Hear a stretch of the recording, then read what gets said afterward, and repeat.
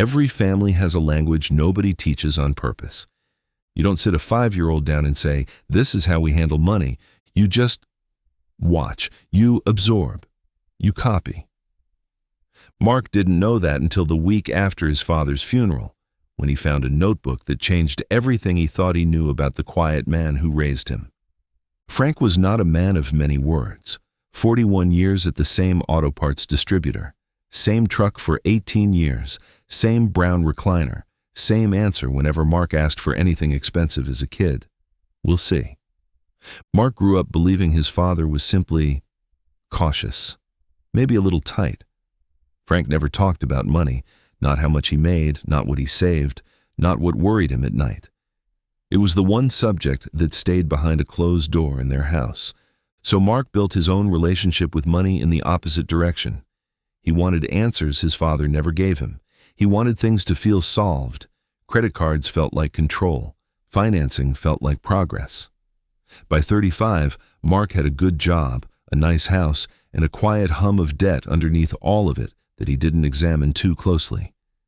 He told himself this was just how adults lived now. Everyone he knew lived this way, too. Frank passed quietly, the way he did most things. Heart in his sleep at 74. Cleaning out the garage 2 weeks later, Mark found a battered green notebook in the bottom drawer of his father's old filing cabinet. No label. He almost tossed it into the donation pile. He opened it instead. It wasn't a diary. It was a ledger, but not just of dollars. Frank had tracked every raise, every emergency, every year's savings goal, starting in 1978. Notes in the margins. Car repair, used savings, not credit. Good. Mark's braces, tight month, but no debt taken. Overtime this year, put half away, enjoyed the rest. Page after page. 41 years of quiet decisions. And near the back, a page that stopped Mark cold. Dated the year Mark turned 12. Mark asked why we don't talk about money. Didn't have a good answer. My father never talked to me either. I swore I'd do it differently. Haven't yet. Need to fix this. He never did. Not in words. But sitting there in that garage, notebook in his hands, Mark realized something. His father had taught him about money. Every single day, just not with his mouth. Frank left Mark 2 things. A modest sum in a savings account. Not flashy, but solid, built slowly across 4 decades without a single year of debt. And the notebook. Mark realized the silence he'd resented his whole life wasn't emptiness. It was restraint. His father hadn't been withholding a lesson. He'd been living one, badly explained, but faithfully practiced. We'll see, wasn't a dodge. It was a pause button Frank used on himself every time before he spent.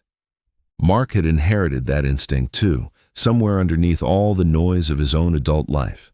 He'd just never given it room to speak. He started his own notebook that year, not identical to his father's. His has more words in it, the conversations Frank never had, now written down for Mark's own kids to find one day, if they need them. The first entry reads, "Dad never said much about money, but he showed me everything. Writing this down so my kids don't have to wait for a notebook in a garage." Here's the truth most of us don't want to sit with.